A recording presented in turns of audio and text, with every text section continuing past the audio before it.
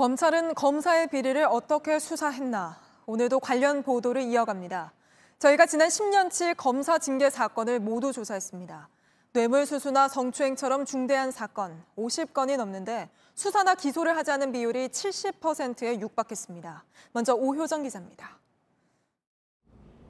10년치 징계 건수 98건 중 성비위는 총 18건이었습니다. 대상은 이 여성 변호사나 수사관, 실무관까지 다양했습니다.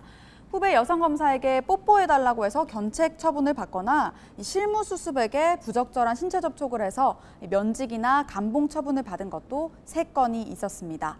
음주운전은 총 11건이었습니다. 2년에 한 번씩 음주운전을 저질러서 총 3번 징계를 받은 검사도 있었습니다.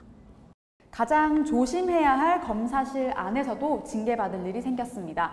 이 조사를 받던 사람에게 폭언을 해서 견책 처분을 받거나 특정 변호사를 소개한 것도 3건이어서 정직이나 면직 처분을 받았습니다. 뇌물, 향응 등과 관련해 받은 징계도 28건이었습니다. 이번엔 처분별로 살펴볼까요? 98건 중에 견책이 34건으로 가장 많았고 감봉이 28건이었는데 이 중 절반이 감봉 1개월이었습니다. 그 다음이 면직과 정직, 해임 순이었습니다. 물론 사안이 모두 다르기 때문에 검찰이 솜방망이 처분을 했다 이렇게 단정지어 말할 수 없는 부분도 있습니다. 그렇다면 재판에 넘겨진 건 얼마나 되는지 살펴볼까요?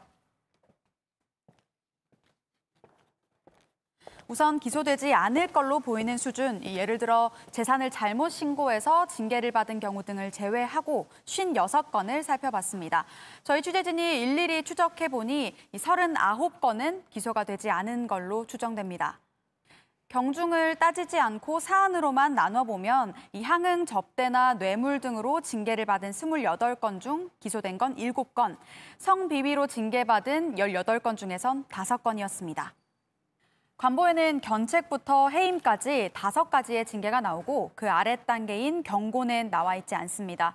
또 비위를 저지른 뒤 징계 절차 전에 사직하면 관보에 관련 정보조차 남아있지 않게 됩니다. JTBC 오효정입니다. 서울시 공무원 유우성 씨를 수사했던 검사들. 간첩이란 증거가 조작됐는데도 그 어떤 처벌도 안 받게 됐다는 소식 지난달 전해드렸습니다. 어떻게 수사해서 이런 결론에 다다랐는지 저희가 더 확인을 해보니까 검찰은 이 검사들의 진술에 의존해 증거 없음으로 사건을 끝냈습니다. 단 한 번의 압수수색도 통화 내역 분석도 없었습니다. 담당 검사 중 한 명은 아무런 제재 없이 최근 대형 법무법인으로 자리를 옮기기도 했는데요. 먼저 신아람 기자입니다. 2013년 12월 15일 서울중앙지검 A검사실에 3사람이 모였습니다. A검사와 국정원 직원 그리고 유우성 씨의 출입경 기록을 조작한 정보원이었습니다. 이날은 일요일이었습니다. 검찰이 조작된 증거를 법원에 냈다는 이야기가 나오던 시기였습니다.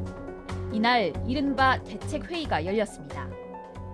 유우성 씨 사건의 공판을 담당했던 A검사는 2014년과 올해 4월 2번 무혐의 처분을 받았습니다. 국정원에서 받은 증거가 조작된 줄 몰랐다는 주장을 검찰이 받아줬기 때문입니다. 취재진이 확인해보니 검찰은 A검사를 비롯해 담당 검사 2명의 진술에 의존해 불기소로 수사를 끝냈습니다. 압수수색은 하지 않았습니다. 통화 내역을 확보하지도 않았고 휴대전화와 업무용 컴퓨터도 열어보지 않았습니다. 강제 수사가 전혀 없었던 겁니다. 검찰이 검사를 그런 식으로 조사했으면 대한민국의 다른 사건도 그렇게 해야죠. 똑같이. A검사는 불기소 결정이 내려진 뒤 바로 사표를 냈습니다. 최근 한 대형 법무법인으로 이직했습니다. 여동생이 진술 하나를 가지고 9개 국가보안법 혐의로 기소를 되고 검찰 내에서 자기네 스스로 결국에는 뭐 즐거운 부추물로 판단했다는 게 너무 사실은 어이가 없고. A검사의 사무실을 찾았지만 만날 수 없었습니다. 저희 JTBC에서 나왔는데요. 혹시 이 변호사님 볼 수 있을까 하고. 이에 대해 서울중앙지검 관계자는 개인 휴대전화 등은 시일이 지나 자료를 확보할 가능성과 필요성이 희박했다고 설명했습니다. 또 국정원 직원 등을 상대로 필요한 조사를 했다고 전해왔습니다.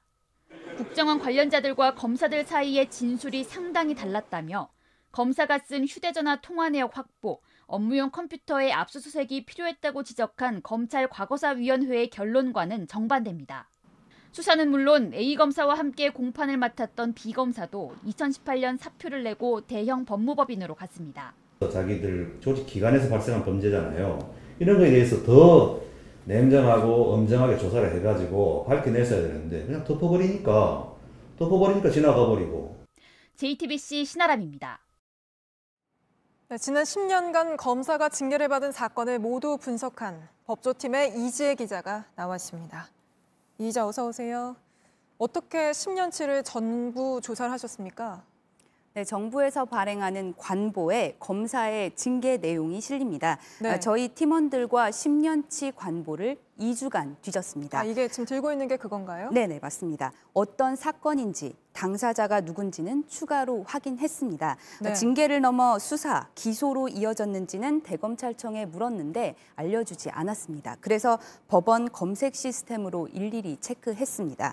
당사자와 목격자, 관계자도 최대한 접촉했습니다. 네, 취재하는 게 쉽진 않았을 것 같은데요. 근데 오효정 기자 기사를 보니까 수사나 기소하지 않은 게 70%에 육박한다 이렇게 하던데 제 식구 감싸기 이렇게 봐야 되는 건가요?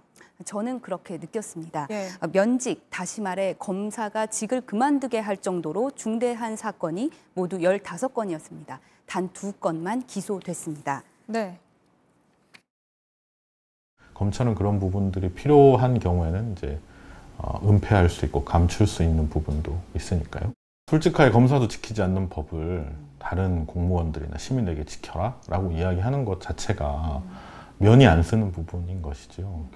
예, 뭐 특히 뇌물수수 같은 거는 뭐 검사가 아닌 다른 일반인이었다면 이렇게 처분이 됐을까 이런 의문이 드는 것도 사실입니다. 네, 뇌물죄는 최대 무기징역도 가능합니다. 예. 그런데 28건 중 단 7건만 기소가 됐습니다. 성범죄, 요즘 처벌을 더 강화하는 추세인데요. 네. 하지만 18건 중 5건만 기소가 됐습니다. 예, 그런데 이렇게 비리를 저질렀어도 처벌 없이 사표 쓰고 나가면 바로 변호사 개업도 가능한 거죠? 네, 검사들끼리 변호사로 일할 그 길을 터주는 게 아니냐 이런 의심은 늘 있어 왔습니다. 네, 잘 들었습니다. 근데 이 마지막으로 JTBC 법조팀의 검찰개혁 시리즈라고 해야 될까요? 이 보도는 이게 마지막인 건가요? 아닙니다. 그동안 검찰의 무리한 기소로 인생이 뒤바뀐 시민들 이야기를 저희가 주로 보도를 해왔는데요. 네. 생각보다 피해자가 많았습니다. 저희에게 제보를 해주시면 찾아가겠습니다. 검사의 비리를 검찰이 과연 수사하는지 이 부분도 계속 추적하겠습니다. 네, 여기까지 듣겠습니다. 이지혜 기자였습니다.